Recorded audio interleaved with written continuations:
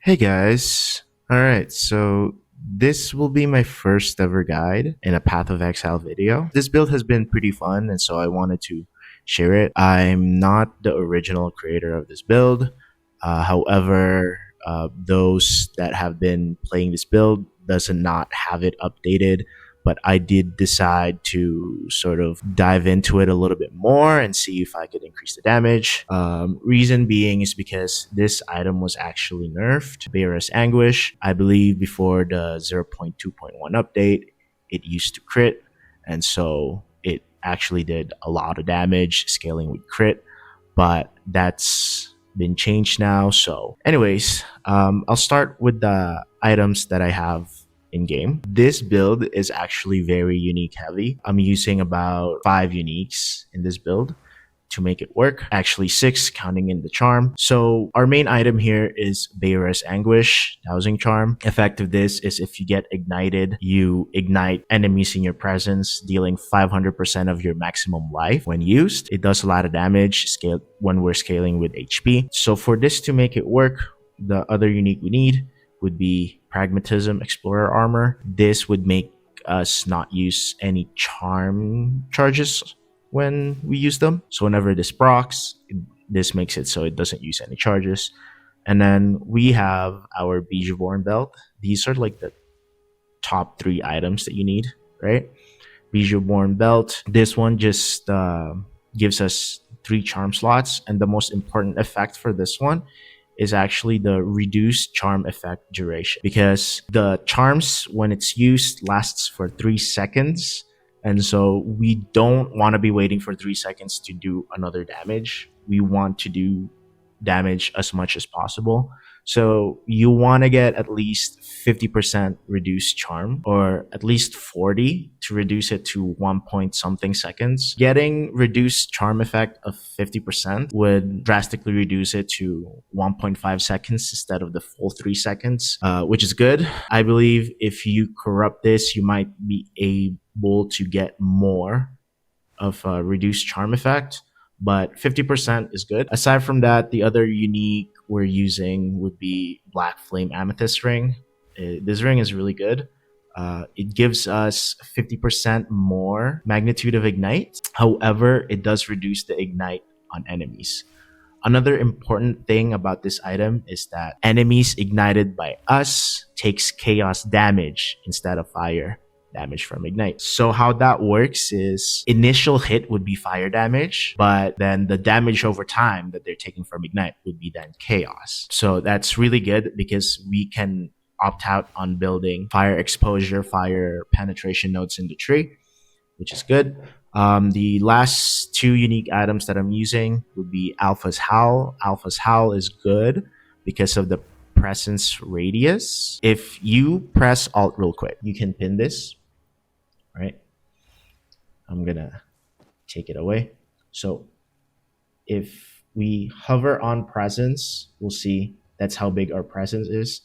That's just the regular presence and just the nodes on the tree. So it's already pretty big, but when we do use this, boom, if I press X on this, it just covers my whole screen. So literally everything. So that's pretty important. We want the 100 spirit as well, so we can get more buffs. I used the convert 20% of requirements to intelligence because I really don't want to be spending a lot of dexterity in my passive tree. I would rather have it into strength, because strength equals HP, and more HP, well, more damage for Bearer's Anguish. For wands, I just took things with increased fire damage, cast speed, intelligence, extra whatever damage as a gain. I chose intelligence because that means I can easily meet the requirements with skill gems, and I can put more strength in the tree. Since we can't put strength in our wands, I would just go for intelligence instead, so I can get it on the tree. For runes, I go for strength or max HP. I went for strength on this one because max HP doesn't work on the wands. Oh yeah, and you need the gloves. I used the Candlemaker Sombre gloves Just because our nodes are placed in the tree, we don't have access to a lot of like the fire damage nodes. And so this, I think max roll is 40, yeah. Yeah, you can get the maximum roll, but 30%, 35% is good. And yeah, like I said, I'm getting like maximum life on the runes just so I can get more maximum life and more damage for Mirror's Anguish. Boots, just get maximum life and just get cold and fire resistances, all resistances that you could get, because this build is so unique heavy that we need all that we can get for resistances. I'm not even capped on my lightning resistance right now. I only have 37%, but it's working out decently. Yeah, maximum life and or strength if you can get strength. For my amulets here, I have slow burn allocated, sorry, not allocated, anointed. I have the increased ignite duration and magnitude of ignite, just so we can mitigate the reduced ignite duration on this ring. Aside from that, I got increased life, maximum life, and then just attributes here. Same reason why I have attributes here, intelligence, strength, and all attributes, is so that I can meet the requirements easily on skill gems, and I can put more strength on the passive tree. And then the all attributes is necessary because then we still want that extra attribute on the strength so that we could get more HP. Same thing with the ring. It would be fire damage, maximum life, attributes, strength, all that. For the mana flask, you can use the melting maelstrom, I think is what it's called, the purple one, and it would do, I think, pretty decent damage. I do have it on another character. I'm gonna try that out, but for the sake of this video, I am just opting out on it. And then yeah, and since we are using a lot of charms, I do have very, very low chaos resistance stuns. So for the rest of my other charms, I'm using these two. So this is when I become poison, I become immune, right? And since we're not using, we're basically just immune to poison. And then we recover life and mana, right? And then I have this for chaos damage, so I would still get some chaos resistances, and it does give us recoup life and mana during effect. It just gives us more tankiness, right? And oh, I forgot to mention my focus. Focus is the same thing. You get fire damage, maximum mana because you can't get any HP from this.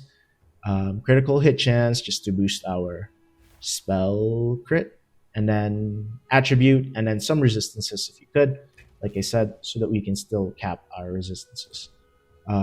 For wands, it's very important. I like to use the siphoning wand because the siphoning wand has the power siphon. Power siphon gives us 15% base crit hit chance.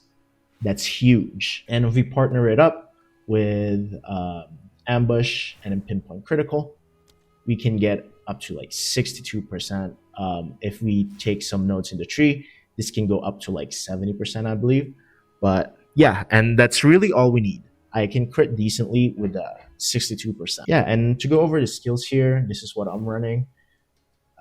Basically, Power Siphon's my main skill. It's just to boom, click. This is easier. Some of the builds I've seen, I think like not Kaltorak, but it's another guy that made this build. He was using Lightning Ball, but I feel that it was too slow, so I opted it out, and the base crit chance is too low as well. And since on the tree, we want to invest into our points into more other stuff than crit, I would want something with a higher base crit chance, so to just be more consistent with the crit, get more stacks of it faster. Other than that, I run Blasphemy, I run Despair, and as well as Temporal Chains. Then you get Magnified Effect here, Decaying Hex, and then you have Heightened Curse. Then I run Withering Presence for the Wither effect. I run Elemental Conflux, Persistence, Fast Forward, so that we can just cycle through the elements faster. This would work even well if your wands has extra cold, extra lightning damage, so it'll boost the damage a little bit. Sorry, the gain damage. And then I'm using Arctic Armor for defenses, so I just have freeze buildup, though I don't think it's gonna freeze a lot. I have the knockback distance here, and then the knock enemies back on hit. So when we get hit, it knocks it back. You know, this is just for in case of emergency. If there's like a really, really fast doggy or monster that just runs up to you and hits you, this knocks it back. Mana Remnants, we take this because we spawn a Mana Remnant killing an enemy affected by any elemental ailment, which is our Ignite, and we are running Mind Over Matter, so this is another great set of defense for us. But yeah, these are my skills. Basically, just all buffs, and then just 2 skills: Power Siphon, and then I'll go for the passive tree here. Passive tree here, we want to take this. This is the most important one: Grinning Immolation, because this is our own source of self-ignite.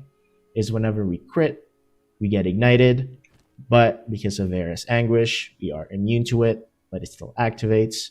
And because of this, Pragmatism Armor, it doesn't use any charges. So it's just, we ignite ourselves, but we're immune, still proc. And then I take this so we can get a little bit more tankiness. I spect these 3% maximum life because we want as much life as we can get. And then I took this, Baydat's Will, for more spirit. Important thing about the reserves 25% of life. If you go hover over here real quick and read it, at the bottom says reserving a resource does not change the maximum value of that resource. So we just have life reserve, but our maximum amount is still the same thing. And so it wouldn't affect the damage you do with Varus Anguish. You're not gonna do 500% of the 2,100. You are gonna do the 500% of the 2,800. Okay. And yeah, this is how I path it, just taking as much strength nodes as I can. As you can see here, I do have like a weapon set 2 for my solar orb, but the weapon set 2 is basically just to boost the damage of it. So we get like a bit of extra damage from hits that it does. So yeah, anyways, we path here. We want to take this, the zone control, because the increase of area of effect for curses is huge for us, since when you're doing boss fights, you don't want to be really right up close to the boss. You at least want some distance, and this helps a lot. This also helps with a clear, so that enemies won't be able to run as fast towards you if you're using temporal chains. And because it also has hindered, it slows them even more. And then we path over here. We take this, Withering Presence, and then these are the only crit nodes that we will take. It's the critical strike chance, and this doesn't even matter because we just want the crit chance. We don't even deal bonus crit damage. We take Whispers of Doom because we are running Despair and Temporal Chains. We go path up here. We want this. We want our Ignites to deal faster, and this also gives us magnitudes of Ignite, sorry. And then these for fire damage and gain 8% of damage is extra fire damage. Then we path through here. I originally had these nodes selected, but I opted out on it because I'm only level 89 and I needed survivability, so I went for Mind Over Matter. Then we path over down here. These are important nodes because we get here increased spirit and increased presence of area of effect. We path through here. Here we get Jewel, like I said, taking as much strength. We take these for increased fire damage and more presence of area effect over here. We just path through here. I pathed here to get to here. We wanted to get the Lasting Trauma to get more magnitude of ailments, right? This doesn't really matter. We just want to get over here. And then I got this. I got this because this gives us more strength. I don't really care about the mana, the reduced maximum mana, because we're not using any mana anyways, aside from boss fights. But since we still have HP, we can still mitigate some damage. We won't get one shot as long as you're not like me. You have actually maxed out res. But yeah, and yeah, as you level up, you kind of just want to make your way through here on the jewel socket here, because jewel socket will then give us more element damage or fire damage and magnitude to elements, right? And then get these other two. So I would be able to get those when I'm level 95. However, at the moment, I am not. So I'm sitting and rocking with what I have here. But yeah, and for gems or jewels, you want to get increased fire damage and increased magnitude of ignite. These are fairly cheap. You can get them for like 1-2 chaos orbs depending on the rolls. Another really good thing here is to make us extra tanky is if you can get maximum fire res, +2 maximum fire res, just so we can mitigate more damage because of altered flesh. But yeah, all of my jewels here right now are just this: increased fire damage, magnitude of ignite, increased fire damage, magnitude of ignite, and same thing, increased fire damage, magnitude of ignite. And I am running a From Nothing Diamond. I am running this one here with the passives in the Oasis can be allocated without being connected to our tree. It's good. Take it over here because we get damaging elements deal damage faster, and then more magnitude of elements over here. And then aside from that, I do have a Megalomaniac Diamond right here, and I just have Immolation allocated, right? Gives us 25% magnitude of ignite, and it also gives us strength. So that's double damage for us because that gives us more max HP and more max magnitude of ignite. But yeah, that is my build for now. And before I forget to mention, I did take just maximum lives on all of my runes here because we just want as much life as possible. If I could get to 3,000 life, that would be ideal.